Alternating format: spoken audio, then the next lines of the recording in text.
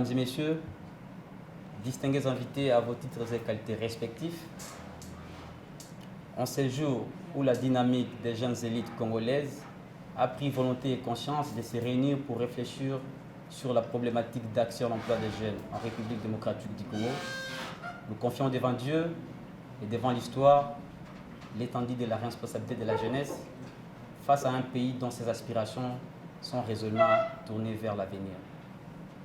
C'est un moment historique qui restera longtemps gravé dans la mémoire parce qu'il marque le commencement d'une ère nouvelle qui doit nous amener au bien-être et à un changement intégral. Mesdames et messieurs, il est ressenti d'une manière plus aiguë au cours des 3 dernières décennies que la sécurité humaine traverse une crise profonde. Beaucoup de jeunes ont ressenti qu'ils ne sont plus maîtres de leur destin. Cette situation reste abondamment justifiée par l'inaccessibilité de la plupart des jeunes, surtout ceux ayant des qualifications intellectuelles à l'emploi. Cependant, fortement ému par la situation misérable que traverse la majorité des jeunes Congolais, il a été revenu à l'esprit de la JEC de créer une révolution qui doit passer par plusieurs scénarios intellectuels en vue de renverser cette tendance.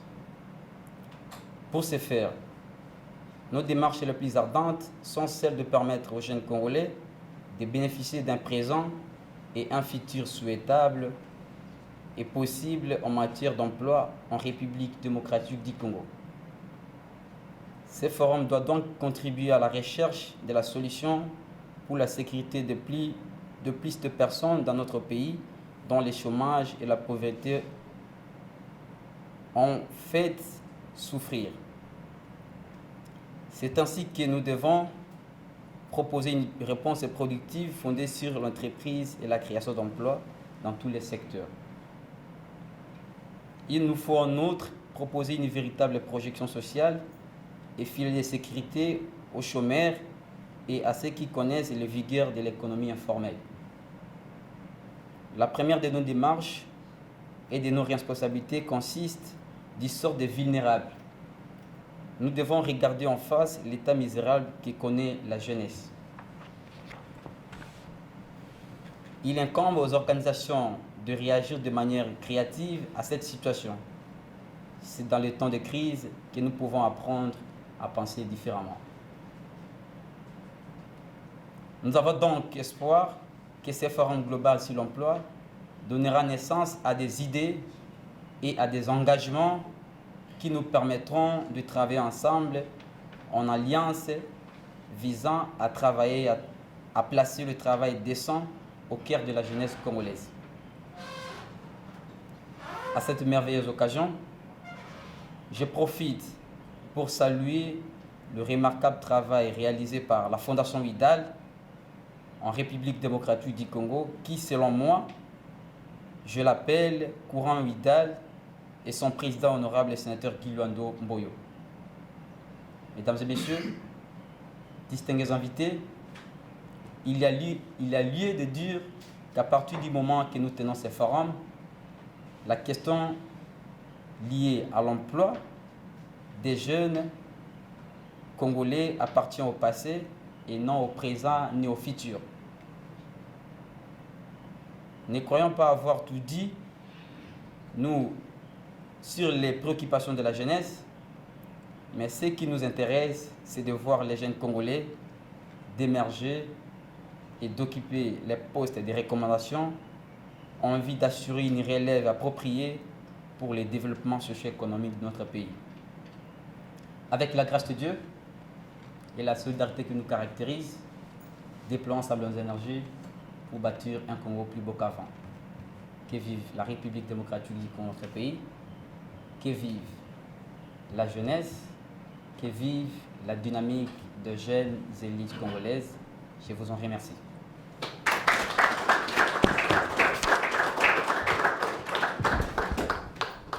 En fait, comme on vient d'être présenté par monsieur le modérateur, je suis monsieur Ben Likilambouli, coordonnateur national de la dynamique des jeunes élites congolaises, la structure organisatrice de ce forum. Et je vais vous entretenir autour de l'analyse sur la problématique d'emploi des jeunes en République démocratique du Congo. Je pense que les sujets pertinents. Je pense les sujets pertinents. Les sujets est pertinent. C'est comme si vous dormez en fait. Les sujets pertinents, vous pouvez m'accorder la chance de vous présenter. Exactement. Merci beaucoup. D'abord, je commence par vous présenter ce que c'est la DJEC. La dynamique des jeunes élites congolaises, DJEC a ses bien en sigle, est une association sans but lucratif des droits congolais, créée par les jeunes intellectuels congolais du Grand Équateur, l'ancienne configuration, dans la mission de défendre sans faille les intérêts de la jeunesse et promouvoir l'émergence d'un leadership fort, visionnaire et transformateur de la société congolaise pour un développement durable. Après une évaluation participative, la DJEC a constaté que la gestion des affaires publiques de la République démocratique du Congo, notre pays, a souffert d'un dysfonctionnement profond qui a presque paralysé l'appareil étatique. Et parmi les couches de la population victime des coups de fouet de ce dysfonctionnement, mais l'on compte essentiellement les jeunes qui de nos jours constituent une population vulnérable en lien et en place de la population active.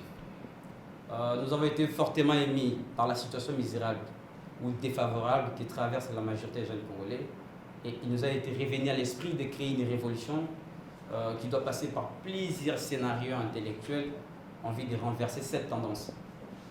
Et pour ce faire, la DJEC, dans le cadre de son mission assignée, a visé relever ces grands défis dans l'organisation de ces forums qui a réuni plusieurs corporations de jeunes congolais tout en recourant au bien fondé de l'entrepreneuriat, dans les soucis majeurs de lutter contre le chômage, d'exister de la jeunesse, surtout à la période post-études, d'atténuer l'impact de la pauvreté au sein de la communauté congolaise et détourner la jeunesse de l'idéalisme, l'esprit qui ne prend pas en compte son état pour en trouver une solution, et d'éviter la jeunesse à des mouvements réfractaires qui aujourd'hui sont à la base de plusieurs facteurs constituent les obstacles majeurs du développement de notre pays. Chacun de nous aura à chercher, donc de chercher à répondre à des questions suivantes. Je pense que si vous pouvez déjà penser les questions. La première des questions, c'est celle de savoir pourquoi les jeunes ne se retrouvent-ils pas assez nombreux ou plus facilement dans le domaine professionnel. Pourquoi? Alors qu'ils étudient, ils dépensent d'énormes sommes d'argent, au plus de dire sacrifice de leurs parents, mais à l'issue, ils ne se retrouvent pas. Pourquoi? Évidemment, cet arbre a plusieurs racines que nous allons ressortir lors de ces forums. Et nous allons reformuler des recommandations à verser au gouvernement central pour que celui-ci puisse en prendre en compte et les inverser dans son programme d'action. Et la deuxième question, c'est celle de savoir comment serait-il possible d'inverser la courbe du chômage des jeunes dans une économie dont les caractéristiques sont une évolution de la population active dominée par une forte proportion des jeunes qui chaque année finissent les cycles secondaires, des graduats ou des licences, soit plus de 1 million de jeunes aptes à travailler, une tertiaire aussi informelle, caractérisée par une économie assise non pas sur l'industrie locale, mais sur les produits importés et un réseau bancaire peu dynamique. Et enfin, un marché intérieur étroit à faible débouché. Voilà les questions que nous sommes obligés de répondre cet après-midi.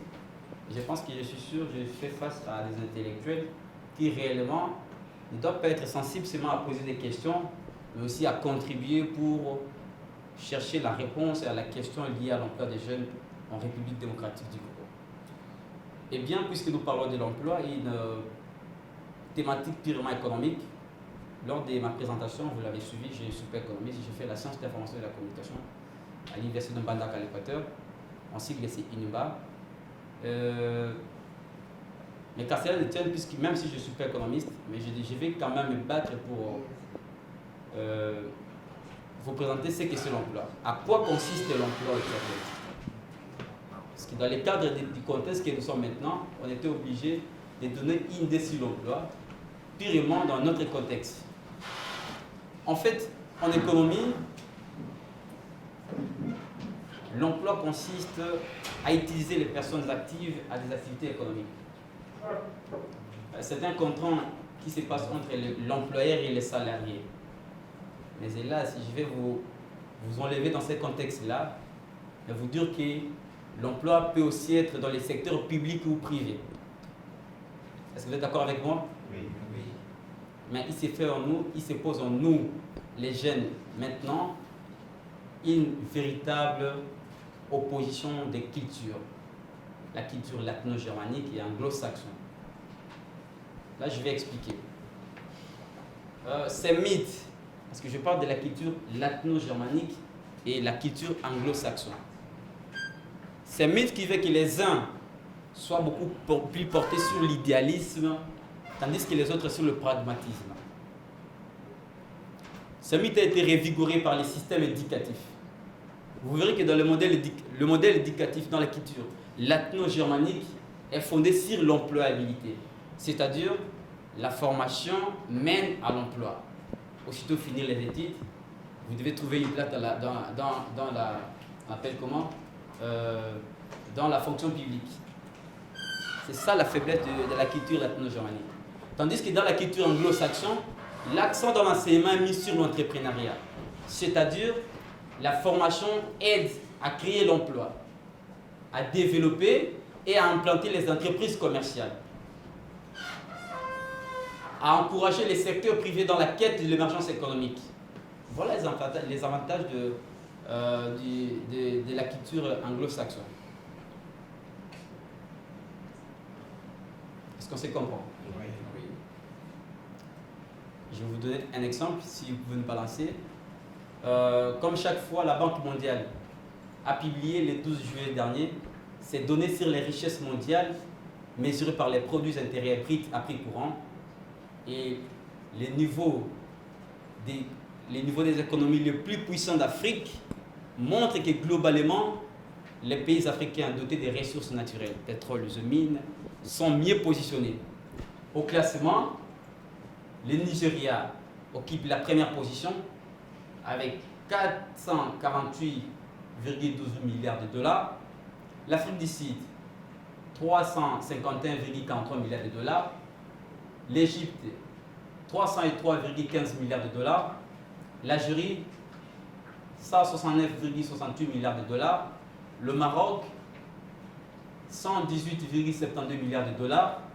L'Égypte, 96, l'Éthiopie, 96,11 milliards de dollars. Le Kenya, 95,31 milliards de dollars. L'Angola, 94,63 milliards de dollars. Le Ghana, 66,98 milliards de dollars. Et enfin, la Tanzanie, c'est la Tanzanie, 63,18 milliards de dollars. Vous voyez déjà les classements. Ça, c'était les top 10. Les top 10 qui a été publiés par la Banque mondiale. Pourtant, la République démocratique du Congo, qui regorge d'immenses potentialités naturelles, ne se retrouve même pas dans cette liste. Et si vous voyez bien, pire, aucun pays francophone ne se retrouve dans ces top 10. Vraiment. Et à mon analyse, cette photocopie du dynamisme des économies les plus puissantes d'Afrique doit être au même moment une interpellation pour l'agence congolaise et révélatrice de l'importance du rôle du secteur privé dans la quête de l'émergence économique. Eh bien, je n'aurai pas beaucoup plus de temps à vous prendre. Mon souhait, c'était de vous révolter, à comprendre que l'emploi, carrément, c'est une problématique, et que la jeunesse doit chercher les vases et moyens pour lutter contre le chômage. Voilà un peu notre grande vision de ces forums, j'allais dire. Et je vais vous présenter quelques avantages de l'entrepreneuriat, bien que l'expert est là, M. Junior Baki va nous entretenir autour de ce thème, mais Cassian Etienne, je vous présente quelques avantages de l'entrepreneuriat. Si je ne suis pas en compte de la réalité, l'entrepreneuriat présente 12 avantages, 8 avantages à l'intérieur. Mais je vous présente les 3 avantages qui m'ont beaucoup plus intéressé. Le premier avantage de l'entrepreneuriat, c'est de travailler par sa passion. Ok? Et là dans les commentaires, j'ai dit, il est souvent très difficile de trouver un emploi qui correspond à sa capacité ou à ses centres d'intérêt. Mais l'entrepreneuriat permet cela. Vous voyez, je crois que c'est bien. L'entrepreneuriat présente ses avantages. Et le premier avantage, je vous ai dit, il est souvent très difficile de trouver un emploi qui correspond à sa passion ou à ses centres d'intérêt. Mais dans l'entrepreneuriat, on suppose que quand on veut entreprendre, c'est qu'on a besoin de ce domaine de vie. Et le deuxième avantage, c'est être libre. La liberté est l'un des avantages les plus recherchés quand on travaille. Il s'agit de la liberté de l'organisation, d'organiser son temps, j'allais dire, de décider et de refuser. Plus personne ne vous dira comment vous devez travailler à votre propre entreprise. Vous n'avez pas de compte à rendre à quelqu'un ou à qui que ce soit. Vous êtes indépendant. Et parmi les emplois que je choisis, il y a l'avantage financier. Vous verrez, si votre entreprise connaît le succès, vous serez libre de vous verser le salaire qui vous convient. Parce que c'est votre propre entreprise et que je mets de là, ok, car moi je ressors 100 $ pour m'en servir. Alors que petit, vous étiez dans l'entreprise d'une autre personne, soit dans les secteurs où vous étiez engagé par l'entreprise publique, carrément, ces avantages-là vous en manquera. Et pour chuter, ce que je disais, je ne pouvais pas vous prendre beaucoup de temps. Je vous présente quelques recommandations et à la jeunesse et au gouvernement de la République centrale de la République démocratique du Congo. Je sais que c'est ça mon propre point de vue, et vous aussi vous allez reformuler vos recommandations, que nous allons les mettre ensemble. Nous allons nous engager au niveau de la dynamique des jeunes élites congolaises à nous rendre jusqu'à acquis des droits pour lui remettre notre mémo, nos recommandations, pour que celui-ci puisse en prendre en compte et les inverser dans son programme d'action. Qu'est-ce que je dis dans mes recommandations? Nous, la jeunesse, nous devons quitter l'idéalisme. Je l'ai dit même dans mon exposé. L'idéalisme, c'est juste l'esprit, l'état d'esprit qui ne prend pas en compte son état pour régler sa situation. On comprend qu'on est chômeur, on comprend que l'entrepreneuriat a plus d'avantages, mais on ne sait même pas comment on doit se lancer dans l'entrepreneuriat. Carrément, il est mieux placé, M. Junior Baki, pour nous entretenir autour de ces thèmes. Le dynamisme, c'est la motivation de réveiller le jeune. Vous allez vous convenir avec moi qu'il y a dans cette ville beaucoup de forums qui se sont organisés sur le jeune, sur ceci ou sur cela.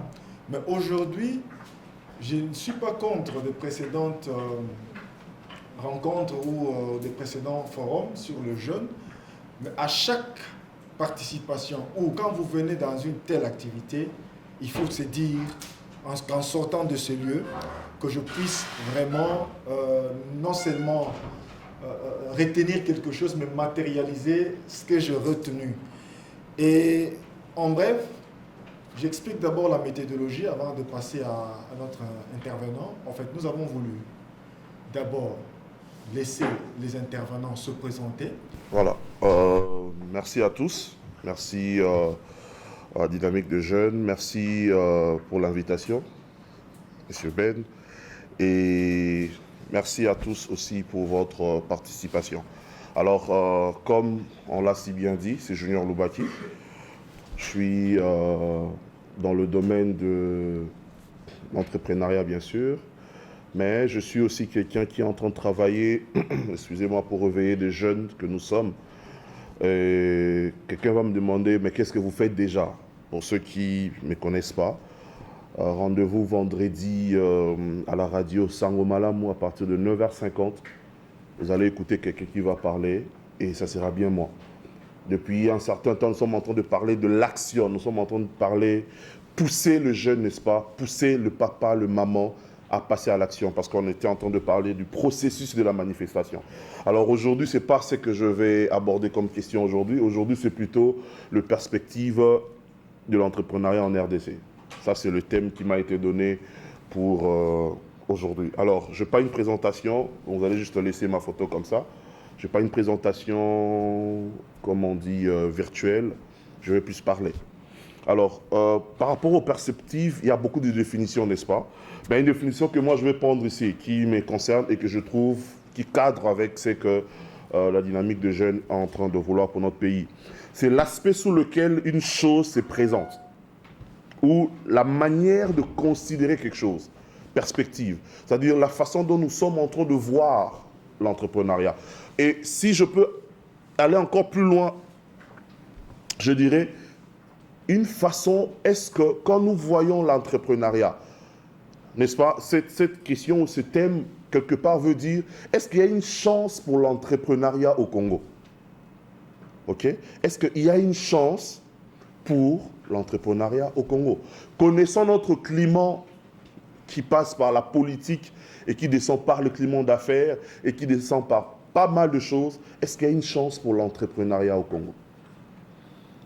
Et je veux nous poser la question rapidement. Est-ce que quelqu'un aime vendre ici? Une personne, 2, 3, 4, 5. Qui aime vendre? Qui aime vendre? Vendre juste. Ok. Ça fait 5 masses seulement. Ok, 6. Pourquoi je parle de la vente? On parle de perspective de l'entrepreneuriat.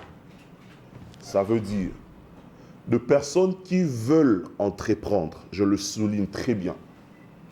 Ce sont des personnes qui peuvent et qui doivent vendre. Si tu n'es pas capable de vendre quoi que ce soit, laisse-moi te dire que l'entrepreneuriat n'est pas pour toi. Parce que quand on parle de l'aspect sous lequel une chose se présente, ou les perspectives, nous sommes en train de pousser aussi, au travers de ces forums, aux jeunes de désirer vendre. Devant moi, j'ai cette bouteille d'eau que je vais déposer ici, pour ne pas faire la publicité. Ça veut dire, si quelqu'un veut avoir quelque chose, je dirais, une entreprise quelconque, ou qui va avoir beaucoup plus de revenus, comme le disait Ben, il faudra qu'il fasse ceci, qu'il soit à mesure de prendre un produit ou un service et de le vendre à quelqu'un. Si tu n'es pas à mesure de faire ce petit geste-là, laisse-moi te dire que l'entrepreneuriat n'est pas pour toi. Donc même si on va parler de thématiques sur l'entrepreneuriat, de séminaires sur l'entrepreneuriat, si tu n'es pas capable de sortir sous le soleil pour aller donner soit un service, soit un produit à quelqu'un, l'entrepreneuriat n'est pas pour toi. Et sois sûr d'une chose, tu ne créeras pas d'emploi. Là, je te le garantis déjà. Vous savez, nous sommes dans un pays où nous avons une réalité qui est vraiment propre à nous. Et comme le disait Ben, vous avez regardé les pays francophones sont généralement au bas de l'échelle. Parce que nous avons l'habitude. Il a donné des expressions que je n'ai pas bien maîtrisées, mais c'était très bien. Il disait, on nous a appris à étudier, et puis finalement aller chercher du travail, à étudier, puis aller chercher du travail. C'est dans ce bain-là que nous sommes. Et t'inquiète pas, nous avons hérité ça de nos parents. Ou ne vous inquiétez pas, nous avons hérité ça de nos parents. Et nous sommes nés dans ce système-là. Mais aujourd'hui, nous voulons amener quelque chose. Vous savez, nous sommes dans un pays où, quand quelqu'un a une idée, comme on l'appelle aujourd'hui le start-up, de petits entrepreneurs qui veulent innover dans un domaine, trouver ne fût-ce qu'un financement, c'est très compliqué. Sous d'autres cieux, nous avons différentes banques. Nous avons des banques d'investissement, nous avons des banques agricoles, nous avons des banques commerciales, nous avons des banques centrales, nous avons des banques d'affaires. Mais dans mon pays ou dans notre pays, quelqu'un connaît une banque agricole. Un vieux chauffeur quelque part me disait, à l'époque, il y avait une banque agricole pour financer le projet sur l'agriculture. Mais aujourd'hui, est-ce qu'il y en a encore? Zéro. On a tellement de banques commerciales. Et quand quelqu'un va pour demander du prêt, on te met un taux d'intérêt élevé. Et les jeunes entrepreneurs de start-up, comme on dit, qui veulent lancer un business avec 2 000, 3 000, 4 000 dollars, 6 000 dollars de capital, on te dit non, si on te donne 6 000 dollars, il faut que tu nous donnes, je ne sais pas moi, 16 000 ou 12 000 dollars. D'où même l'accès au financement est terrible. Alors, sous d'autres cieux, je lisais un document sur un magazine américain. Il disait que l'année 2018, les États-Unis d'Amérique a financé à hauteur de 89 milliards d'euros de start-up. La France, qui est parmi les plus grandes économies européennes, a financé à hauteur de 3 à 4 milliards d'euros. C'est multiplié par combien? Plus de 80, n'est-ce pas? Et nous, si on peut se mettre dans ces statistiques-là, où est-ce que nous sommes? Ce genre de forum qu'on disait, Ben, ce n'est pas simplement pour que nous puissions apprendre sur de bonnes choses, mais que nous soyons révoltés. Parce que nous, c'est depuis 2019 que le programme de coaching Paul a commencé à la radio Sangomalam. C'est à cause de cette colère, de cette sainte colère que nous avons pour voir comment les choses sont en train de stagner dans notre pays. Et ces genres de difficultés, nous les avons tout le temps. Et on peut se poser des questions. Est-ce qu'au Congo, il n'y a pas de gens intelligents? Bien sûr qu'il y en a. Est-ce qu'il n'y a pas de gens qui peuvent faire quelque chose? Bien sûr qu'il y en a. Mais au-delà du financement, il y a un autre point que je vais soulever ici, c'est l'éducation. Et quand je parle de l'éducation, je ne parle pas d'aller au collège Boboto ou collège 5 heures, ou je ne sais pas moi quoi, pour aller apprendre sur le mathématique, le français, l'histoire, ce qui est bien. Et ce qui m'a permis de parler français devant vous. Ce qui m'a permis de lire. N'est-ce pas? Mais ce que je veux dire ici, ce n'est pas l'éducation conventionnelle que nous avons l'habitude d'avoir quand on est à 3 ans d'âge, on nous dit qu'il faut aller à la maternelle. Et puis 5 ans, première, et puis deuxième, et puis troisième, et puis certificat, et puis diplôme, et puis... quand tu finis, on te demande déjà, tu vas aller à quelle université? Directement, on cherche à t'orienter. Un diplômé. Dernièrement, ici, nous avons vu de publications de résultats, n'est-ce pas? Nos jeunes frères qui ont décroché des diplômes. Et tu vois quelqu'un lui demander, tu vas à quelle université déjà? Et lui, il va dire, ISC, ISIPA, campus, je ne sais pas moi quoi. C'est une programmation, n'est-ce pas? Et dans le processus de la manifestation, nous avons parlé de la programmation aussi, qui fait partie des éléments importants, qui peuvent changer l'esprit de quelqu'un. Et ici, comme on a présenté quelque part là, ou le modérateur, nous, on est le programme de coaching Paul. Ce n'est pas Paul. C'est Paul et Olingala. Paul, c'est ça, c'est la lumière. Ce n'est pas Paul et San en Swahili, non. On a voulu rester authentique dans ce qu'on fait. Et Paul, c'est un programme pour donner ne fût-ce qu'une lumière, une petite lumière à une vie. Un petit conseil qui peut changer de choses. C'est ça, Paul. Alors, Paul, c'est un leader dans le domaine du non conventionnel. Et le non conventionnel ici, nous avons 3 axes spécialement. Nous avons le leadership, nous avons le développement personnel et nous avons le finance personnelle. Et par rapport à notre thème, il y a une chose, les entrepreneurs, parce que c'est un forum qui tourne autour de l'entrepreneuriat aussi. Est-ce que nous avons de rêves?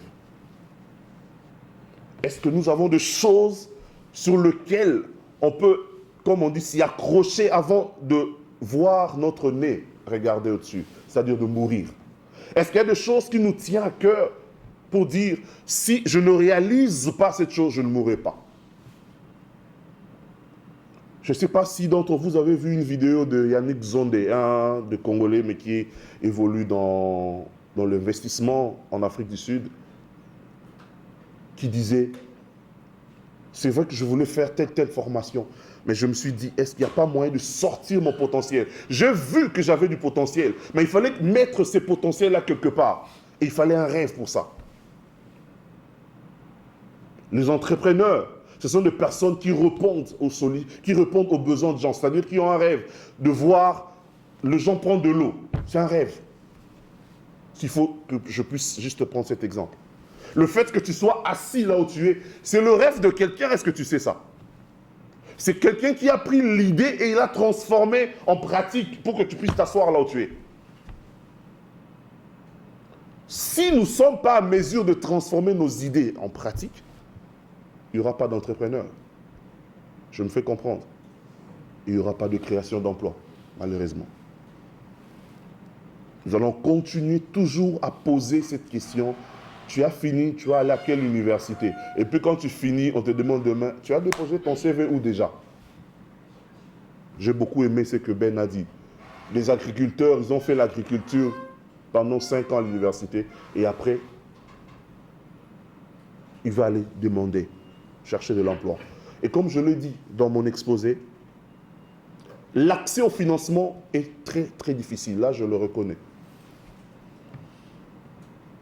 Voilà pourquoi ces genres de forums sont mis en place pour essayer de faire un mémo, comme disait Ben, pour qu'on puisse déposer à qui le droit. Mais aussi, les amis, il y a un problème, l'éducation non conventionnelle. Parmi nous, aujourd'hui, on est le 31 octobre, n'est-ce pas? C'est le dernier trimestre de l'année. Parmi nous ici, est-ce qu'il y a des personnes qui ont participé même à une conférence sur l'entrepreneuriat, quelque part? Qui ont participé sur un séminaire sur le mobilier? Qui ont écouté soit des audios, regardé des vidéos qui parlent de choses qui peuvent transformer leur esprit? Est-ce que parmi nous, il y a des personnes qui ont échangé avec des personnes qui peuvent dire « Moi, je suis capable de braver le soleil de Kinshasa pour aller vendre une bouteille d'eau à quelqu'un qui est à Lemba » Ou nous étions juste coincés dans des programmes à la radio qui critiquent du matin au soir le pays? Je ne vais pas citer ici, vous connaissez. On laisse le téléphone ouvert et les gens vont commencer à appeler. Et quand ils vont appeler, ils vont se fâcher contre le pays. Mais quand tu te fâches contre le pays, qu'est-ce que tu as après? À part la colère, qu'est-ce que tu as? À part la haine qui monte encore dans ton cœur pour le pays, qu'est-ce que tu as après? Mais si nous avions des émissions, nous avions des programmes télé, comme, vous savez, j'admire beaucoup les États-Unis. Ce n'est pas pour rien qu'ils sont la plus grande puissance au monde, hein, vous savez. Les États-Unis, ils ont des idées dernièrement ici, je ne sais pas si quelqu'un connaît ça, un documentaire qui passe sur Discovery Channel. Les idées à vendre. Quelqu'un a déjà suivi ces documentaires? Ah, voilà. Les idées à vendre. C'est-à-dire un businessman au nom de Mark Portney qui prend des idées des individus, quelqu'un qui fabrique les agendas par exemple, et l'autre qui va fabriquer des t-shirts, l'autre qui va fabriquer des chapeaux, et ils vont venir soumettre le projet devant l'investisseur, et l'investisseur va juger avec des experts pour voir quel projet financer et quel projet laisser. J'ai essayé de creuser, je me suis rendu compte, c'était l'initiative du président Obama. Et là, nous lançons appel à notre président. C'était l'initiative du président. Il disait, est-ce qu'il n'y a pas moyen de financer des choses comme ça? Et le gars s'est pointé. Voilà pourquoi je cherchais le documentaire, je ne le trouvais plus. Parce que c'était un programme bien établi dans le temps. Quelqu'un qui amène son projet et on essaie de le financer. Mais avant qu'on puisse financer ton projet, tu sais que tu dois croire en toi. Est-ce que parmi nous ici, avec ce que nous avons vécu dans notre jeunesse, la plupart d'entre nous, nous avons eu des problèmes de confiance en soi. Il y a eu des parents qui nous ont rabaissés du matin au soir, que nous étions des incapables, que nous ne pouvions pas faire ceci, que nous ne sommes pas dignes de faire cela. Et cela a brisé, n'est-ce pas, cette confiance en nous-mêmes. Nous, on ne croit même plus à nous-mêmes. Un entrepreneur qui ne croit même pas à lui, franchement, il n'a pas le droit d'exister.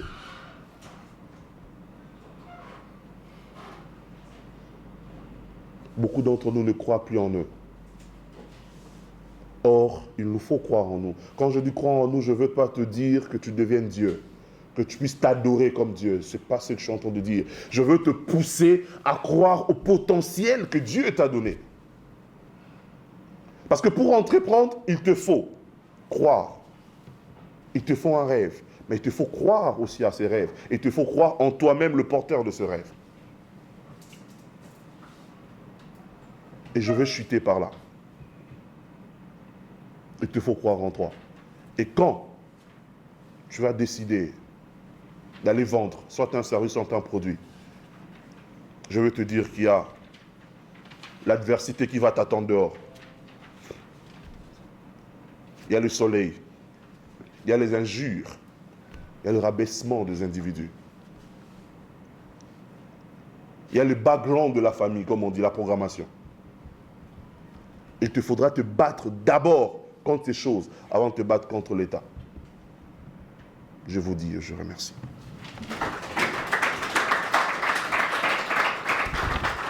De la présence de toute personne, je tiens sincèrement à féliciter le président de la structure sous examen de bien organiser une conférence qui a réuni les intellectuels aujourd'hui. Et c'est aujourd'hui que nous allons définir le Congo. Qui sont d'accord? Merci beaucoup.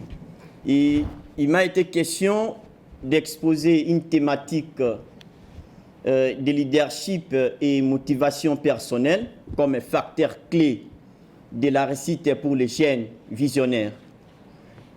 En dehors de la thématique, je tiens à vous dire que nous ne sommes pas dans une université où je serai professeur pour vous donner des leçons purement magistrales. Non, je suis juste un intervenant devant des collègues scientifiques qui ont des mêmes qualités que moi. Et à la suite, nous allons ensemble proposer des véritables recommandations pour permettre à la jeunesse du Congo d'accéder à l'emploi. La motivation, à mon avis, j'ai vite compris qu'il y a un problème de leadership au Congo. En dehors de toutes les richesses que nous avons, en dehors de tous les biens de valeur que nous avons, et puisque je peux me permettre personnellement à vous brandir avec des preuves tangibles que le Congo, c'est la puissance géologique mondiale. Parmi les grandes puissances géologiques mondiales, le Congo fait partie. Et nous vivons avec un paradoxe inacceptable. Vous avez suivi les différentes interventions de mes prédécesseurs. Ils auraient vraiment essayé à vous présenter certaines lamentations en termes d'accès à l'emploi. Pourquoi ces problèmes? Et dans ma thématique, j'ai dit qu'il y a un problème de leadership. Le leadership, c'est quoi? Le leadership est tiré d'une terminologie anglo-saxonne qui dit tout simplement la capacité de conduire. Donc, les capabilities, la capacité de conduire une organisation vers l'atteinte de ses objectifs. Est-ce qu'il y a-t-il question de reconnaître qu'au Congo, il y a un problème de leadership? Moi, j'ai dit oui. Puisque nous constatons que les gens en qui on a placé confiance de gérer les pouvoirs publics, de gérer les institutions, de la puissance institutionnelle, ils ne semblent pas résoudre les problèmes sociaux de base de la population. Puisqu'il y a un problème de leadership. Parce qu'il n'y a pas question de capacité. Il n'y a pas de capacité au sein de toutes ces institutions. Et en dehors de la définition pédagogique de leadership, on a saisi certaines formes de leadership. Il y a le leadership du type des droits, donc le leadership est des droits, et le leadership est des faits. Il y a de ces gens que vous voyez qu'ils sont leaders, puisqu'ils assument certaines responsabilités au sein des organisations. Et on arrive à les appeler leaders. Ça, c'est un leadership des droits. C'est qu'ils sont des droits leaders, et puisqu'il est président, puisqu'il est député national, et puisqu'il est député provincial, à l'égard de la fonction qu'il est en train d'assumer, c'est ce que nous appelons leadership et des droits. Et nous avons le leadership et des faits. Le leadership et des faits, dans ce cas, le leader émerge du groupe en raison de sa responsabilité, de ses qualités personnelles, de ses valeurs, de ses vertus, de son courage, de ses capacités, de son intelligence. Et il est reconnu et écouté par les autres membres du groupe, par les autres membres de son institution, sans avoir les pouvoirs officiels. C'est ça les deux formes de leadership. L'un des leadership, c'est pour celui qui assume une responsabilité, on peut l'appeler leader, et l'autre, il n'a pas de fonction requise pour assumer les attributions, mais il est leader par rapport à ses valeurs, par rapport à ses qualités, à ses projets, à ses visions. C'est ça les deux formes de leadership. En dehors de vous présenter les formes de leadership, nous regardons le Congo, qui est notre pays. Ce sont les leaders qui assument des fonctions au sein des institutions qui peuvent aujourd'hui décider du changement de la République démocratique du Congo, ou soit ce sont des leaders des faits qui n'ont pas de fonction dans les organes de décision, mais ils peuvent vraiment modifier, changer le Congo, transformer la République. Vous avez suivi les interventions quand le président a dit, et mon prédécesseur, ça ne serait pas important d'attendre l'emploi auprès du pouvoir public. On doit créer l'emploi. Un leader de fait crée l'emploi pour lui et pour son organisation, pour aider la société. Le mal pour nous les Congolais, c'est que nous attendons l'emploi qui soit être créé par le pouvoir public qui est l'État. C'est aujourd'hui que nous vivons avec une malchance inacceptable. Regardez le Congo. Vous allez comprendre que ce n'est pas important de porter cette nationalité. C'est la honte de dire que je suis Congolais. Regardez le Congo, nous avons 80% des terres arables non exploitées. Nous avons 80%, juste 20% qui ont été exploités. Les 80% n'ont pas été exploités, des terres arables au Congo. Et lorsque nous divisons les 80% par les 90 millions de Congolais que nous avons au Congo, chacun aura peut-être 99,0%. Donc, pour l'arrondissement par défaut, j'ai dit 1% par Congolais des terres arables. Si un Congolais a 1% des terres arables pour lui, on peut produire combien pour 1%? Si moi j'occupe une entité de terre de 1%, je peux produire combien pour le Congo? C'est beaucoup. Pendant que nous avons 80% de terres et nous ne produisons pas.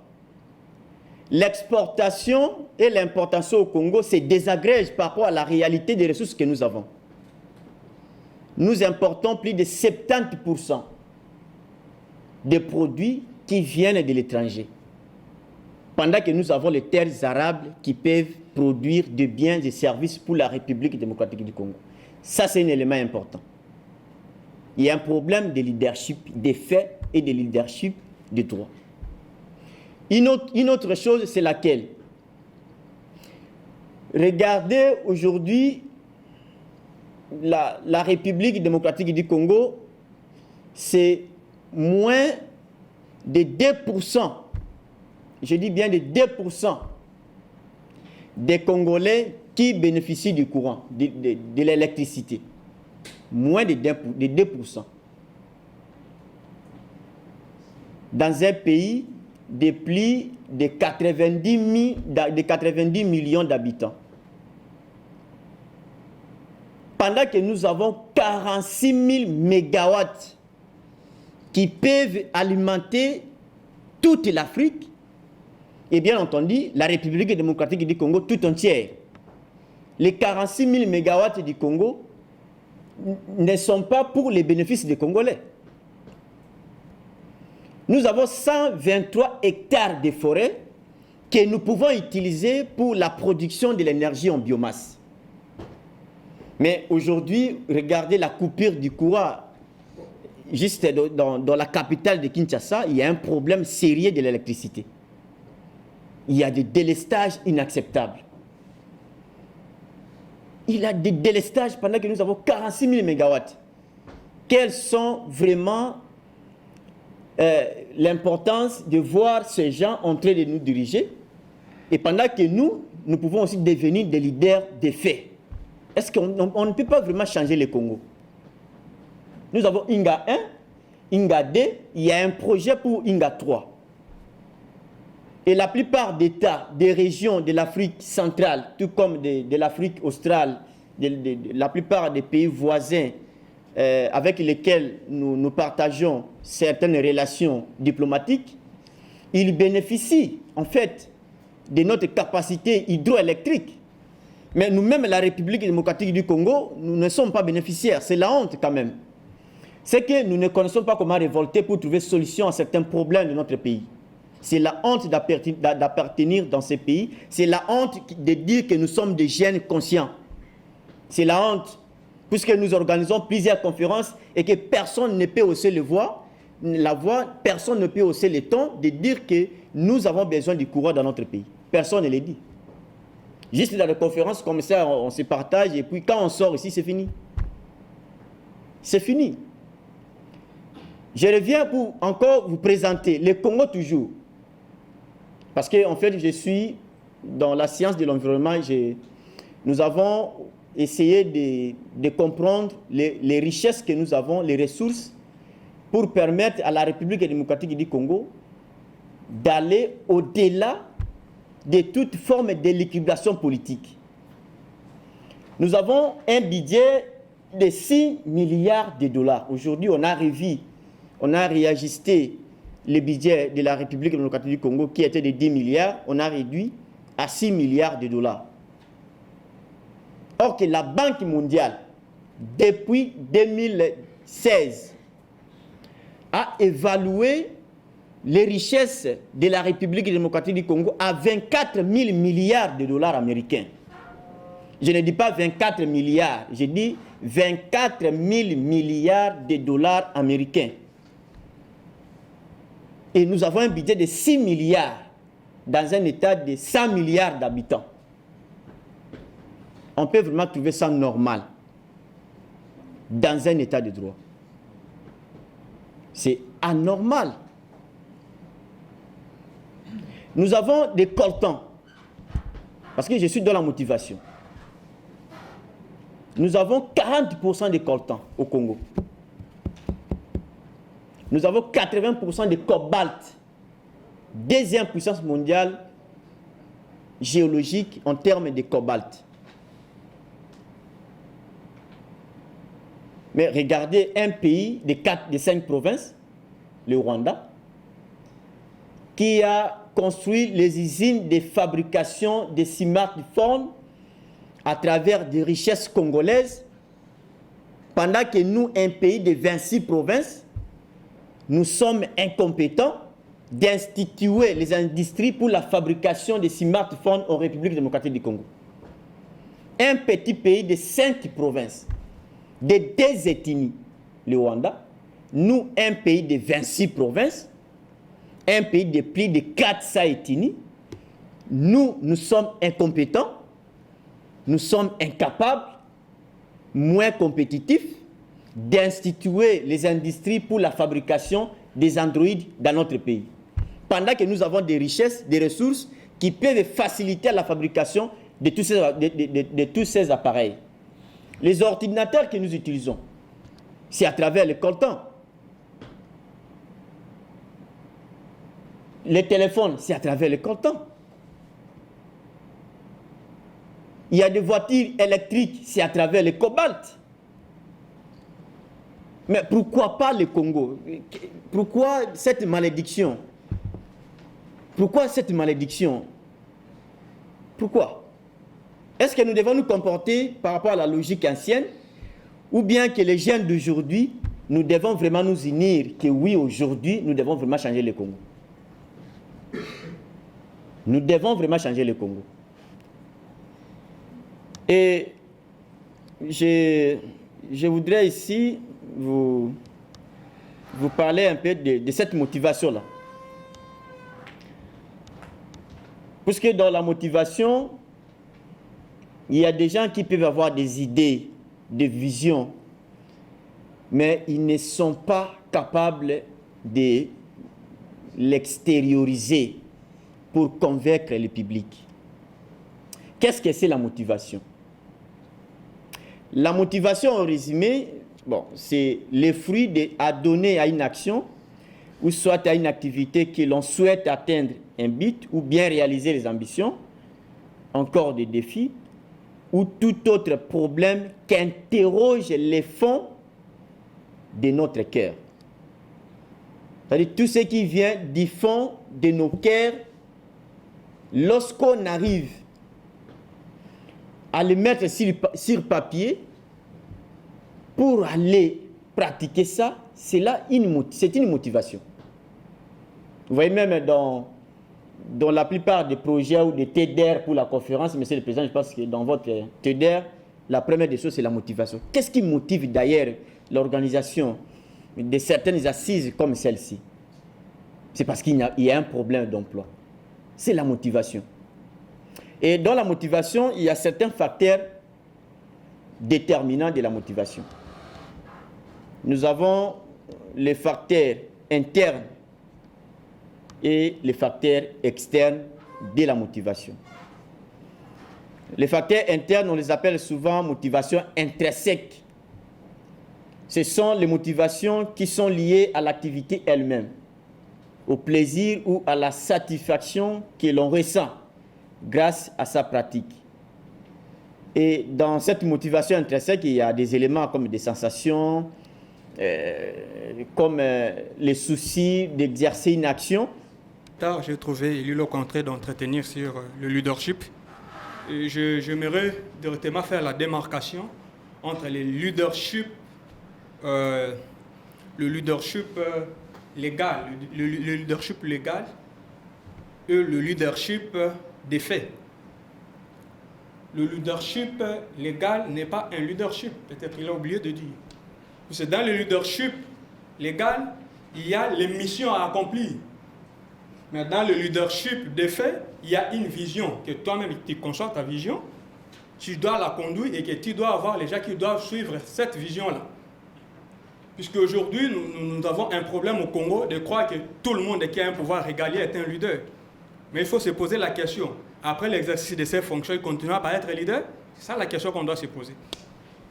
Il en est de même avec la situation qui est dans notre pays, si le pays a beaucoup de problèmes. Aujourd'hui, par exemple, le pays comme le Rwanda a tout le pouvoir possible, excusez-moi de citer le pays, a tout le pouvoir possible de venir jouer au pays. C'est puisque nous avons les gens qui sont dans le pouvoir, ils sont les leaders légaux bien sûr, mais ils ne sont pas les leaders des faits. Ils sont devenus leaders après l'exercice de leurs fonctions. Cet état de leadership va disparaître, puisqu'ils n'auront aucun pouvoir. Mais le leadership que nous avons beaucoup plus besoin, c'est le leadership des faits. Puisque dans le leadership des faits, vous avez votre vision, vous savez prendre les risques de la vision que vous avez, que vous êtes en train de conduire, et là vous saurez orienter les problèmes. Vous voyez, je suis en train d'enrichir. Okay. Par rapport à la question que j'aimerais poser, bien sûr, j'aimerais demander à notre frère Élie de nous corroborer la relation qui existe entre le leadership et l'entrepreneuriat. Ça, c'est la première question. Et la deuxième question, pouvons-nous avoir dans ces pays, pour avoir un Congo émergent, tous les jeunes leaders entrepreneurs? C'est ça l'idéal pour le Congo, où tout le monde doit se retrouver dans sa parcelle de responsabilité et booster les choses et avoir le développement. Merci beaucoup. C'est en rapport avec les assignations ou encore les tâches lui dévolues, et l'autre, c'est en rapport avec la vision qui doit être matérialisée par rapport à la personne qui incarne bien sûr cette vision. Et sa question se dirige au troisième intervenant, Élie Lokwa, et c'est est-ce qu'on peut avoir il peut corroborer le leadership et l'entrepreneuriat? Est-ce qu'on va avoir des jeunes leaders et entreprendre au même moment? Est-ce qu'il y a cette dissociation? Est-ce que ça, si j'ai dit de répondre, est-ce qu'il y a une autre question? Vous vous présentez et puis vous allez droit à la question. S'il y a quelque chose à enrichir et vous dites de quoi il s'agit, vous posez votre question. Je vous remercie pour la parole. C'est Wilfried Bosengue, étudiant à l'UNIKIN. Je serais ingrat si je ne remercie pas les intervenants du jour de nous avoir enrichis dans leurs différentes thématiques. Malheureusement, il ne manque pas de zones d'ombre. Je voulais ici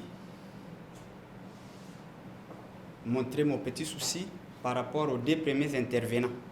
Apparemment, ils ont martelé aussi la même chose. Quand M. Ben parle de la problématique d'accès à l'emploi des jeunes et les perspectives de l'entrepreneuriat en RDC, moi, curieusement, je m'attendais aux différentes démarches pour l'accessibilité à l'emploi. Curieusement, nous tombons à l'entrepreneuriat qui est une solution. Je ne sais pas. Quand vous parlez de l'entrepreneuriat, vous faites allusion à une solution pour l'autoprise en charge, ou soit une démarche pour avoir accès à l'emploi. Et quand vous faites allusion à l'emploi, il s'agit de quel emploi? Public ou individuel? C'est ça ma question. Bonjour la salle. En fait, je suis venu intervenir juste un peu par rapport à la première intervenant, M. Ben. Lorsqu'il faisait son exposé là, j'ai suivi quelque part qu'il a parlé de l'argent. Et franchement, ça m'a tiqué un peu. Tout en disant, quand il a parlé de l'argent, je me suis dit, bon, c'est quoi d'abord l'argent? C'est quoi d'abord là? Parce qu'il a cité d'abord l'argent là, je me suis dit, bon, c'est quoi l'argent? Je me suis posé des questions. Parce que tout en comprenant l'argent, je me suis dit, est-ce que c'est un billet de banque? Je ne sais pas. Alors, si c'est un billet de banque, pourquoi pas nos banques puissent être remplies?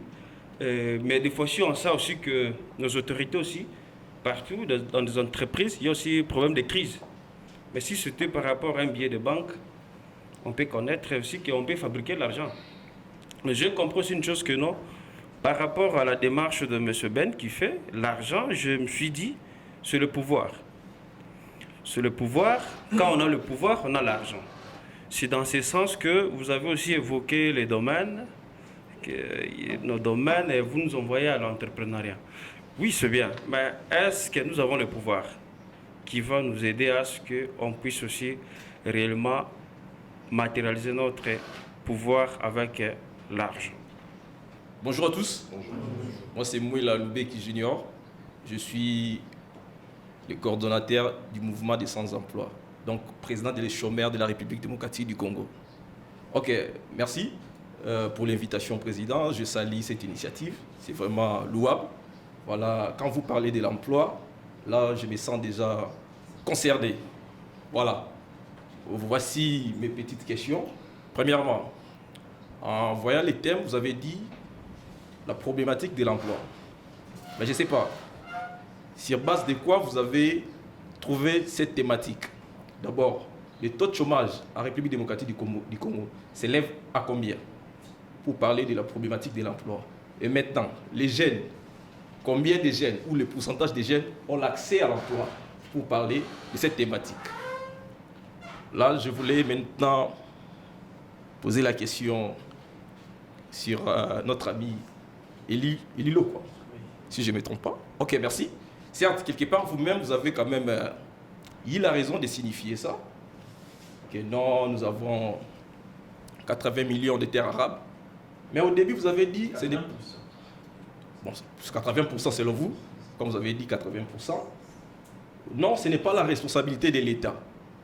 Mais en même temps, dans la Constitution, dans son article 36, il est stipulé clairement, le travail ont un droit et un devoir sacré. Et c'est lui qui est le garant de la Constitution, c'est le président de la République, qui a des prérogatives de faire respecter la Constitution. Lorsque la Constitution ou une disposition de la Constitution n'est pas respectée, la responsabilité revient automatiquement à l'État congolais. C'est-à-dire quoi? Tout Congolais qui est né en République démocratique du Congo, que tu sois instruit ou pas instruit, tu sois formé ou pas, ça veut dire que vous n'avez pas eu la chance d'aller à l'école ou à l'université ou pas, l'État a l'obligation de vous donner l'emploi. Donc les premiers responsables, ce n'est pas nos parents, si nous sommes chômeurs, le premier responsable, c'est l'État congolais. Je ne sais pas par quel mécanisme vous voulez écarter l'État congolais sur cette question. Et je vais être clair, j'ai regretté, je pouvais même être parmi les intervenants, parce que j'ai beaucoup de choses à dire. Vous avez peut-être, pour essayer un peu de jeter quelques pierres quelque part, vous avez parlé ici des questions des DGDA, la DGDA. Nous, les mouvements des sans-emploi, nous avons marché 3 fois sur cette question. Et le mémo a été déposé au niveau de la DGDA. Et même, dernièrement, nous avons écrit au président de la République pour lui interpeller sur cette question. Parce que la majorité des chômeurs avaient trouvé l'opportunité de postuler dans cette offre. Mais jusqu'à présent, il n'y a pas de résultats. J'ai transféré tous les documents chez vous, Monsieur le Président, dans votre WhatsApp, pour essayer un peu de partager avec les amis. Mais je voulais aussi vous interpeller. Nous faisions la lutte collective sur l'emploi. Nous sommes un mouvement de pression. Ça veut dire que nous menaçons l'État pour trouver l'emploi pour les jeunes. En même temps, nous conscientisons aussi les jeunes de créer leurs propres emplois. Parce que l'État ne peut pas tout donner, mais l'État, il est responsable. Maintenant, nous sommes là. Si vous voyez que non, il y a une marche des chômeurs, vous restez à la maison. Si vous restez à la maison, on ne va pas trouver des solutions. Si nous serons ligués ensemble, on va trouver des solutions. Je vais vous donner 3 exemples seulement. La première marche que nous avons organisée, l'État congolais a donné, ou soit a octroyé la responsabilité au mouvement des sans-emploi d'envoyer chaque session 100 personnes à l'INPP pour aller étudier gratuitement. Tandis qu'à l'INPP, pour s'inscrire, il faut payer et il y a des frais qui s'en suivent. Mais aujourd'hui, nous commençons à envoyer chaque session 100 personnes pour aller étudier gratuitement. Tandis que l'INPP récolte 0,5%. 0,5% à la tête de tous les salariés de la République démocratique du Congo pour financer les formations dans leur établissement. Mais on impose aux jeunes Congolais de payer. Et maintenant, nous devions vous faire révéler que non, vous devez s'élever aujourd'hui pour qu'ensemble, nous menions cette lutte. Deuxièmement, il y a ONEM. ONEM perçoit 0,5%. Bon, tu vois que non, c'est tel que non, je suis pelon. ONEM prélève 0,5% à la tête de tous les salariés de la République démocratique du Congo. Et cette somme est dite pour financer la formation, l'encadrement et l'accompagnement des chômeurs. Mais l'ONEM n'a jamais fait ça. On appelle ça les cotisations patronales et basée sur la loi 019/2015. C'est ça la loi. Donc, mais l'ONEM n'arrive pas à inviter les chômeurs, les enregistrer, les accompagner et tout consort. Avant de répondre à votre question, je vais donner une citation ici que j'ai lue d'un grand leader d'opinion aussi, qui disait, c'est le Dalai Lama, un leader qui est un peu contesté. Donc, je prie juste la pensée, ne prenez pas l'autre côté politique. Alors, il disait que l'État peut faire des choses, mais les individus peuvent faire beaucoup plus. J'ai beaucoup aimé cette citation. Une fois, je parcourais un peu l'histoire, notamment de grands businessmen, notamment Alibaba, le patron de Jack Ma, le patron d'Alibaba, qui disait que son entreprise avait créé plus de 12 millions d'emplois. En Chine comme ailleurs. 12 millions. Si lui crée 12 millions et qu'il y a 10 personnes qui créent 12 millions, ça va faire combien? Beaucoup plus, n'est-ce pas?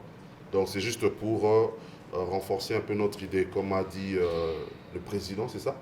De Charles Emploi, le coordonnateur. Voilà, donc l'État va faire des choses, mais il nous faudra aussi faire des choses. Alors pour la question, je discute beaucoup avec des personnes. Alors il y a une personne qui est venue me dire qu'il va investir dans la peinture. Alors on a échangé longuement avec lui. Alors je lui ai posé une question. quand tu vas investir dans la peinture, d'abord réunir les éléments. Mon frère a parlé de guichet unique, c'est très important. Il faut savoir qu'est-ce qu'il faut comme document à l'État et tout le détail. Mais je lui ai dit aussi une chose. Quand tu vas faire ta liste de choses à faire, n'oublie pas d'ouvrir ton capital pour le fonds extérieur. Mais c'est un très bon point où il faudra aussi tenir compte de ça. Donc, chacun de nous, pour les entrepreneurs, je ne dis pas tout le monde, pour les entrepreneurs, quand tu fais ton business, essaye de mettre une part, n'est-ce pas, pour le capitaux extérieur. Je crois que j'ai répondu à la question. Petite préoccupation de mon côté, c'est juste que nous avons beaucoup plus senti vos questions que vos recommandations, votre contribution à l'activité. Sincèrement, comme a dit mon frère Élie Lokwa, nous ne sommes pas plus spéciaux que vous. C'était juste, on était devant vous pour vous donner une ouverture d'esprit, ce qui pouvait nous permettre d'entrer un peu en profondeur de notre pensée et pour vous aider aussi à comprendre qu'est-ce que nous voulons exactement réfléchir. Et là déjà, je comprends qu'on on est ensemble, mais c'est juste pour commencer à répondre à la première préoccupation de Wilfried Lokwa. Il est vrai, quand je parlais ici, moi je parlais de l'analyse sur la problématique d'emploi des jeunes. Je crois que ce sujet est vraiment, ça va presque, c'est comme si la grande thématique, parce que dans la grande thématique on dit la problématique d'accès à l'emploi des jeunes et les perspectives de l'entrepreneuriat. Voilà pourquoi moi j'ai pris une analyse sur la problématique, ma raison de motivation. Qu'est-ce qui m'a motivé à parler sur la problématique d'emploi des jeunes? Et ça devient une préoccupation personnelle, c'est-à-dire je fais une analyse personnelle. Qui les autres pouvaient aussi contraindre ou pas, c'était juste une analyse que moi j'ai fait pour vous dire que je ne vais pas parler presque la même chose avec le deuxième intervenant, mais lui au moins devrait entrer en détail ou en profondeur de la perspective d'entrepreneuriat. Puisque moi, parce que parler de la problématique, si je parle de ça, c'est juste pour montrer, parce que c'est moi le concepteur de l'activité. Je ne pouvais pas seulement me limiter à analyser, mais donner une ouverture d'esprit pour que les autres reviennent et puis puissent continuer. Voilà un peu la première préoccupation. Et la deuxième, c'est justement qu'il a posé l'argent. Sincèrement, l'argent était pour moi un exemple que je vais illustrer. C'est-à-dire que je l'ai pris dans le sens du bien, un bien que j'ai donné où tout le monde pouvait en avoir besoin. Alors quand je l'ai présenté devant tout le monde, c'est lui qui a quitté sa place pour venir le prendre, c'est lui qui est déterminé, qui a prouvé à suffisance qu'il a besoin de ces biens-là. Vous voyez, c'est un peu ça que je vais essayer de donner cet exemple. Et pour monsieur, celui du mouvement des sans-emploi, sincèrement, je comprends qu'il est vraiment dans son domaine. Et parce que parler de l'emploi, c'est son domaine. Et c'est là où il est beaucoup plus intéressé. Et il a posé aussi deux questions, celle de savoir le pourcentage de chômage en République démocratique du Congo. Sincèrement, c'est une question qui me revient. Et je pense que c'est quelque chose de 84%, si je ne suis pas en compte de la réalité. Et que la deuxième préoccupation, je l'ai même dit dans mon exposé, la jeunesse occupe 67% de potentiel humain énorme en termes d'opportunités intégrales de la République démocratique du Congo. Je pense peut-être que vous étiez un peu distrait, mais c'est ce que je vais parler dans mon exposé. Et je pense que c'est ça les questions que vous avez posées. Et j'essaie quand même de répondre. On est ensemble et s'il y aura d'autres préoccupations, on sera là pour enrichir. Merci beaucoup. Bien, merci beaucoup. De différentes préoccupations, questions, des remarques et des observations. Je salue bien entendu la contribution de mon cher ami Dieg sur la notion de leadership des droits et des faits. Et par rapport à ces explications, en tout cas, je suis une partie convaincue. Mais en réalité, il y a un problème de doctrine. Parce que la science, c'est aussi l'ensemble des doctrines. Dans les principes des doctrines, on cherche un peu à nuancer certaines catégories de leaders sur l'espace ou la société publique. Il y a de ces gens qui sont leaders puisqu'ils assument des fonctions. Voilà. Mais lorsqu'ils n'ont pas de fonctions, ils ne sont pas leaders. Puisqu'ils ne sauront même pas quoi faire pour convaincre le public. Mais il y a de ces gens, comme les autres, même s'ils n'ont pas de fonctions, même s'ils n'ont pas n'importe quelle attribution ou responsabilité, mais ils arrivent à influencer le public de par des visions qu'ils ont. Ils cherchent comment impacter les gens de par des objectifs, de par les buts qu'ils cherchent à accomplir pour aider la population. C'est ça un peu la typologie en termes de forme de leader. Donc il y a un groupe de leaders pour ceux qui assument les fonctions. Il y a aussi un groupe de leaders pour ceux qui n'ont pas de fonctions, mais ils sont porteurs de vision. Voilà pourquoi, pour ne pas créer une hérésie en termes de cette forme de leadership, on a voulu nuancer un peu les gens à comprendre le mode d'action de leadership sur la société. Et votre première question, vous demandez le leadership et l'entrepreneuriat. Et vous dites qu'il faut-il que tout le monde soit entrepreneur pour changer le Congo. C'est ce que moi je n'ai pas souligné. Et ce n'est pas important de voir tout le monde devenir entrepreneur. Ça va servir à rien pour le Congo et pour le monde.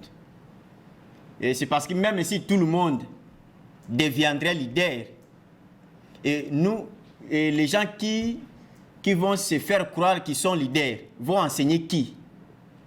Voilà, il y a une partie des responsabilités dans une société.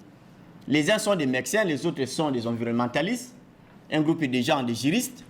Et parce que s'il s'agit d'une question pour aller trouver solution auprès de certaines cours, et quand bien même les tribunaux, il faut aller chez un avocat qui peut parfois vous aider à trouver une solution. Et si vous tombez malade, il faut aller chez le médecin. Et si la voiture tombe panne, vous allez chez le quado. C'est ça la procédure sociétale. C'est ça ce que Dieu a établi dans la société. Tout le monde ne serait pas entrepreneur, tout le monde ne serait pas leader et tout le monde ne serait pas politicien. Donc il y a une part de responsabilité pour chercher à transformer la société de l'État ou la société publique. Voilà ce que Dieu a conçu. C'est la loi même de la nature. Tout le monde ne serait pas pasteur. Il y a même de ces gens qui ne partent même pas à l'église. Mais ils ont reçu la bénédiction de Dieu. Donc chaque personne a la responsabilité pour transformer ce Congo.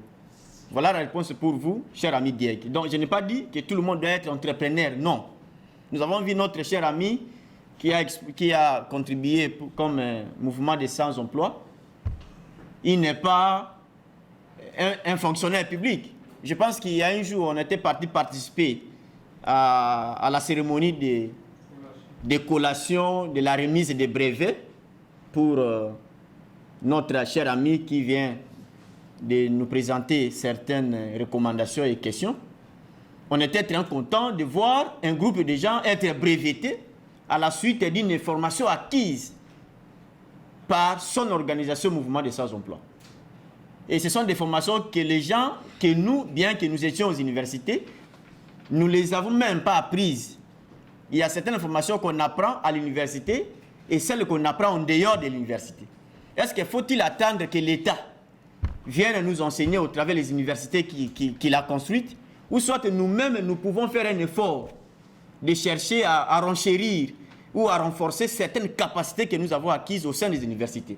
Voilà la loi de la nature. Il y a une part de responsabilité pour l'État, il y a aussi une part de responsabilité pour nous les humains, pour nous les gens de la société civile. Voilà. C'est pour cette raison même l'État lui-même a érigé des lois pour les partis politiques, c'est-à-dire les hommes de l'État. Il y a une loi aussi pour les organisations de la société civile. Après nos études, vous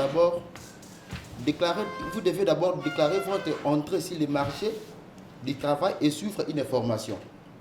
Après avoir suivi la formation, intégrer les principes des réalités. Donc, pour intégrer des principes de réalité, vous devez d'abord choquer partout, toquer partout. Donc ça, c'est les principes des réalités. Et la troisième chose, c'est faites plus de candidatures. Là, vous voyez même, parce que dans les réseaux sociaux, il y a beaucoup des anarques et des trucs comme ça. N'hésitez pas à postuler. Il y a aussi des offres réelles et d'autres ne sont pas réelles. Et le quatrième point, c'est orientez-vous vers un métier qui va recruter davantage. Nous sommes au Congo. Là, je ne mets pas de l'eau dans ma bouche, nous sommes au Congo. Au Congo, même si tu as fini même en gestion, tu peux aller même postuler, même par-ci, partout, donc vous serez recruté. Donc, n'hésitez pas. Et le cinquième point, apprenez-vous à vous vendre. Donc, faites tes connaissances. Vous devez d'abord approfondir tes connaissances et puis vous serez recruté. Et le sixième point, c'est fixez-vous une date limite pour décrocher les jobs de vos rêves. Mais le point là, pour avoir vraiment les jobs de votre rêve ici dans notre pays, c'est tout à fait un sérieux problème. En tout cas, tu peux tout vider, mais pour nous les catholiques, tu peux vider même votre chapelet, en tout cas, vous n'aurez pas. Et le septième point, c'est envisager les plans alternatifs comme entrepreneuriat. Donc, les plans alternatifs, donc, tu ne peux pas que non, comme moi, j'ai fini dans l'environnement. Je ne peux pas dire que non, comme j'ai fini dans l'environnement, je vais toujours attendre un poste de l'environnement. Là, mon cher, tu vas beaucoup souffrir, donc les chaussures vont terminer.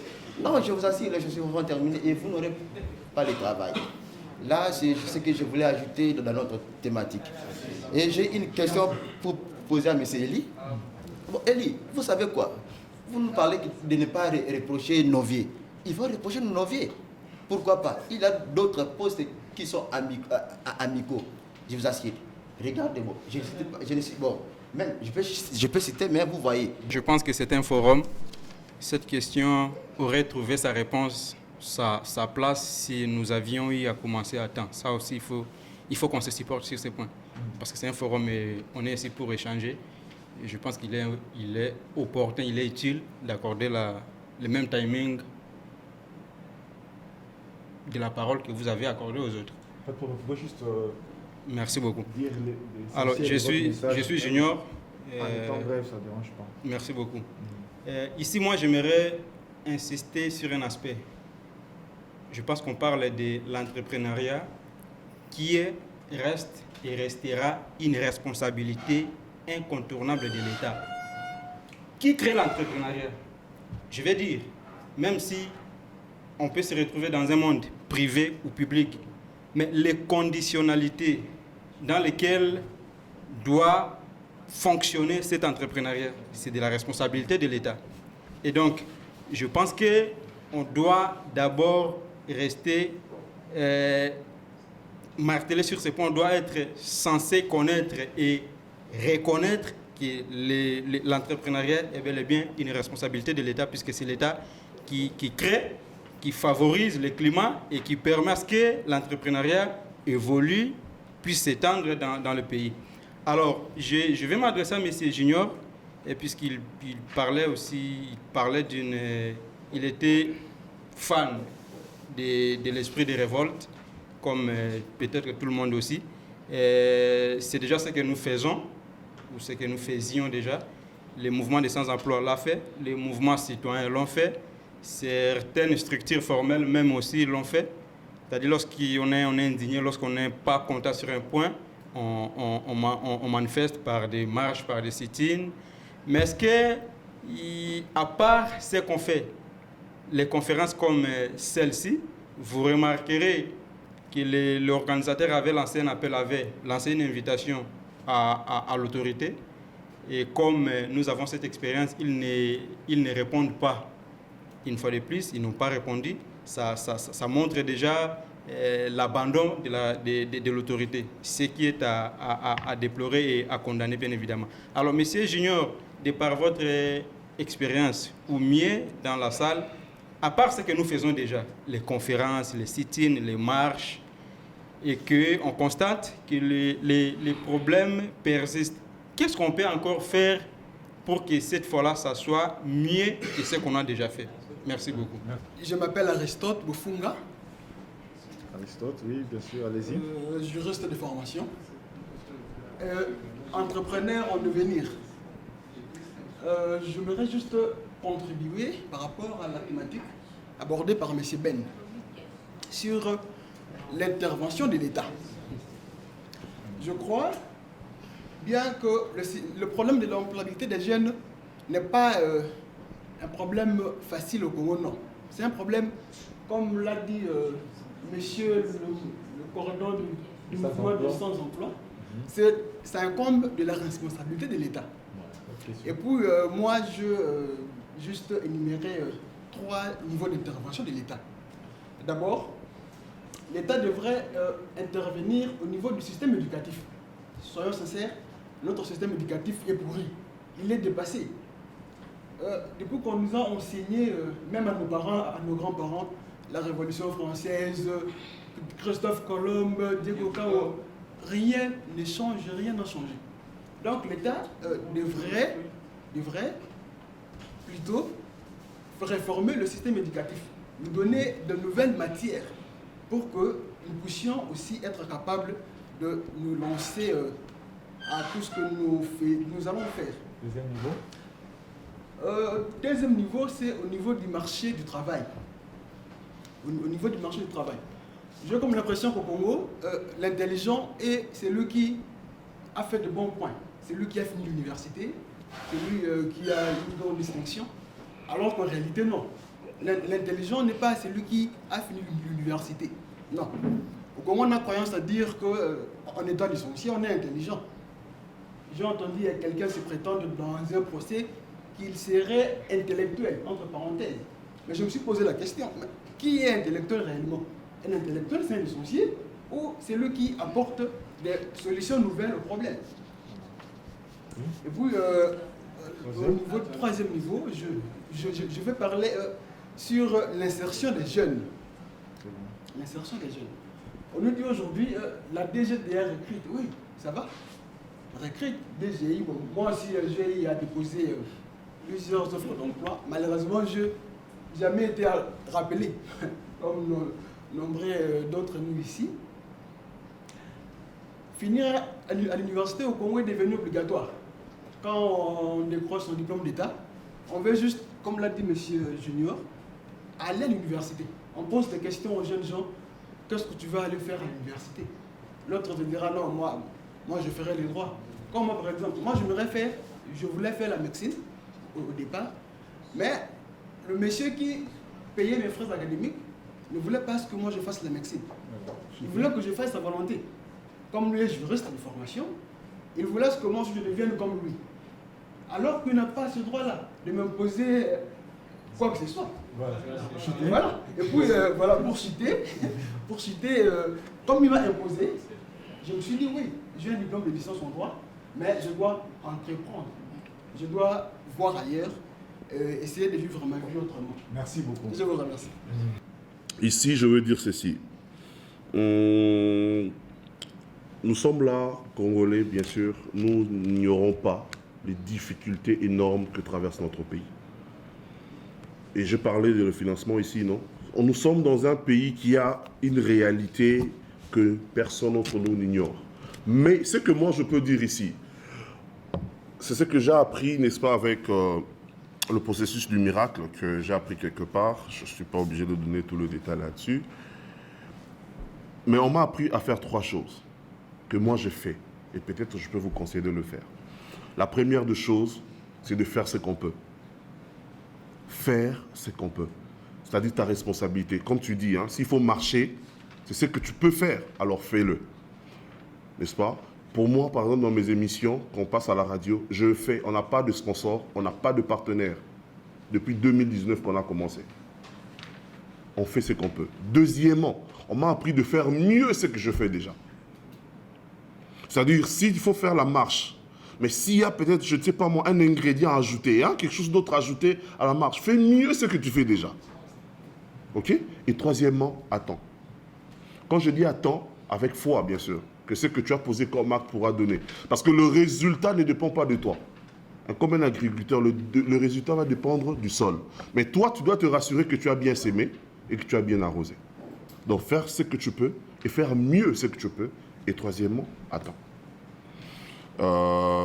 L'inaccessibilité financière et du quoi. Voilà. L'inaccessibilité, c'est vrai que ça, ce sont des questions purement économiques, je crois. Mais aussi, il y a une autre difficulté, une fois de plus encore, pour de différentes banques, n'est-ce pas? On a parlé de banques ici. De banques d'affaires, de banques d'investissement, toutes ces banques. Je ne sais pas pourquoi est-ce que ces banques ne viennent pas dans notre pays. Je crois que je dois aller chercher pourquoi. On n'a que de banques commerciales. Pourquoi? Est-ce que nous ne sommes pas sérieux quand on nous donne l'argent? Il faut, sans oublier qu'une période, je ne sais pas, pour ceux qui suivent un peu le média, quand on parle de Finca, une période, les gens disaient non, bon, Afrique, n'est-ce pas?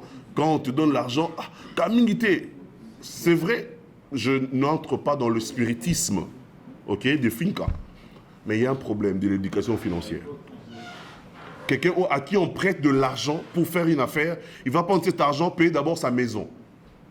Et ensuite payer les Minerval pour les enfants. Ce n'était pas l'argent de Minerval, c'était l'argent de l'affaire ou des affaires. Et après, demain, quand on va te demander cet argent, il n'y en a plus, tu dis, bon, ma fille, voilà pourquoi on parle de l'éducation financière. Et ici, je parlais de la discipline personnelle, d'abord sur les finances, ainsi que pour les finances des autres. Tes finances à toi, ainsi que les finances des autres. Il m'a parlé de l'expérience. Tu vas m'excuser, Ben, de parler de ça. Je parle de bracelet, n'est-ce pas? C'est un produit de notre programme, le programme de coaching pôle. On a dit, pour montrer comment on veut apporter un plus dans le mindset de nos frères congolais, nous aimerions faire de bracelets inspirants. C'est une idée qui est arrivée, je crois au mois de janvier, avant que la Covid puisse vraiment frapper. C'est une idée qui m'a traversé l'esprit. J'ai mis ensemble mon équipe, d'écoute, j'aimerais que cette année, avant que l'année puisse finir, il faut qu'on puisse trouver un peu de fonds pour lancer ce business, ou mettre en pratique cette idée de bracelet. Mais on n'avait pas encore l'argent avec nous. Mon ami qui a posé la question, Gauthier, on n'avait pas encore l'argent avec nous. Le problème aussi, c'est ça. Des fois, nous hésitons parce que nous avons du mal à commencer petit. Quand on veut commencer un business ou quand on veut commencer quelque chose, n'hésitons pas ou n'ayons pas peur de commencer petit. Tout commence petit et grandit après. OK? Alors, on s'est dit, on va faire une petite épargne. On va commencer à mettre quelque chose de côté pour essayer de réunir un faible capital. Parce qu'ici, on parle de la difficulté déjà que nous avons pour l'accès, n'est-ce pas, au crédit. C'est ça, non? Alors, si dans notre argent que je pouvais mettre à côté pour acheter un nouveau téléphone, si je peux le mettre à côté pour essayer de réaliser mon projet, pourquoi pas? L'argent que je veux acheter pour acheter une nouvelle veste, si je peux mettre ça à côté pour essayer de réunir 100, 200, 300 $ pour lancer un petit projet et commencer à travailler là-dessus, pourquoi pas? L'argent peut être prêté par des banques, je ne sais pas moi quoi. Mais si on ne sommes pas encore là, il y a quand même possibilité de faire une chose, c'est essayer de mettre l'argent de côté. Avec le petit job, comme on dit, Mobacop et tout ça là, si on peut trouver quelque chose, essayons de mettre un peu de discipline et commençons à épargner pour que demain, on atteigne un montant qu'on appelle capital pour essayer de lancer quelque chose. Alors, troisièmement, on parle d'entrepreneuriat. Ça, c'est une question difficile. On parle d'entrepreneuriat, y a-t-il un autre moyen pour nous, le chômeur? Comme je l'ai dit, c'est une question vraiment difficile, mais je vais essayer de répondre. En fait, nous sommes dans un monde où nous avons deux catégories de personnes. Il y a ceux qui donnent des services ou ceux qui donnent des produits. Il y a ceux qui reçoivent ou qui achètent. Depuis que le monde a été monté comme ça. Il y a ceux qui donnent, qui vendent, et ceux qui achètent et qui se reçoivent, ceux qui reçoivent. Maintenant, chacun de nous est appelé d'être soit dans un groupe ou dans un autre. OK? Et ça, c'est jusqu'à ce que la terre va passer. Mais le problème, moi, je veux dire ici, c'est que dans la catégorie où tu te retrouves, ou dans le groupe dans lequel tu te retrouves, essaie de faire mieux. Essaie de faire de ton mieux. Si, par exemple, tu es chômeur, tu as le droit, ou tu as la responsabilité de croire si demain tu peux trouver un emploi ou non. C'est ta responsabilité. Je ne sais pas si je me fais comprendre. C'est ta responsabilité de croire que si demain tu peux trouver... Et ça, ce sont des choses invisibles. Nous, à Paul, on dit ceci. Les choses visibles sont beaucoup moins fortes que les choses invisibles. Les choses invisibles sont beaucoup plus puissantes que les choses visibles. Donc, le fait de croire que demain tu peux trouver un emploi, c'est ta responsabilité, c'est invisible. Donc voilà un peu ce que je peux dire. Je crois que j'ai débordé. Carmo, il n'a rien gagné. Et puisque je l'ai parlé de la vision de l'activité, je l'ai parlé des difficultés que nous avons rencontrées pour lancer cette activité. Carmo, il n'a pas hésité pour venir en aide en vue de la réussite de l'activité. Et sincèrement, devant tout le monde, je devrais le remercier sous vos applaudissements.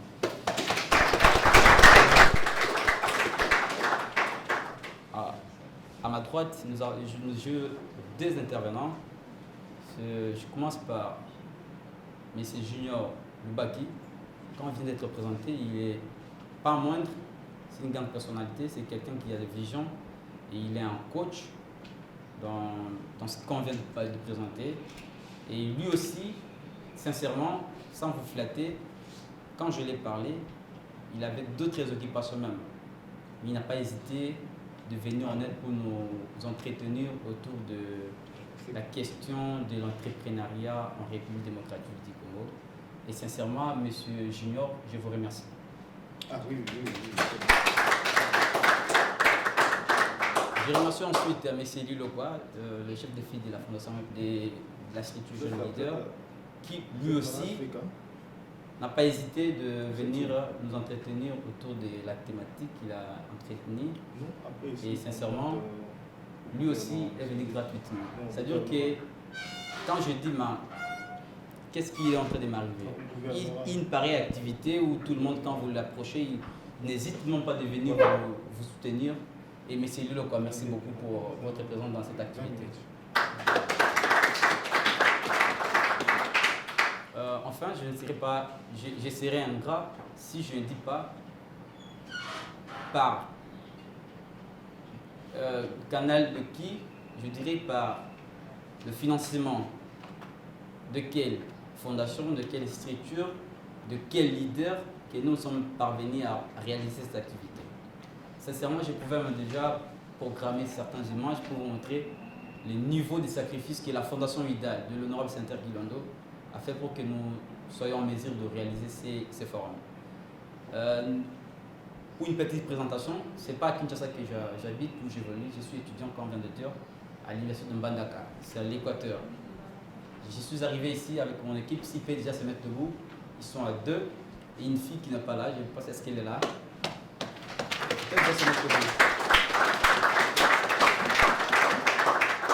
Lui s'appelle M. Tigana Lombo et lui s'appelle M. Vianney Ikole. Ils sont des jeunes, trop jeunes même, qui ont accepté de nous accompagner en vue de la réussite de la grande vision que nous avions pour parler de la situation de la jeunesse. Et ces jeunes sont aussi étudiants, lui en L2 droit, lui en L1 environnement, en échange 3. Nous avons même accepté de quitter nos responsabilités, voire même rater certains examens qui sont déjà passés, juste parce que nous avons promis à la jeunesse congolaise que nous allons réaliser une activité à leur intérêt. Et on était obligé d'être là. Mais c'est grâce à la Fondation Vidal. Sincèrement, cette fondation nous a supportés par de billets d'avion, nos logements qui et aujourd'hui nous avons réussi à réaliser l'activité. Malheureusement, ils ne sont pas là. Et je dis merci à l'honorable sénateur Guilando. D'abord, à la Fondation Vidal, par le truchement de son président, l'honorable sénateur Guilando, de nous avoir financé pour la réussite de cette activité, bien qu'ils ne sont pas là. Et sous vos applaudissements qui prouveront à merci à l'Assemblée pour avoir accepté de réussir de votre présence à cette activité. C'est par là que je prends la dernière parole pour vous remercier.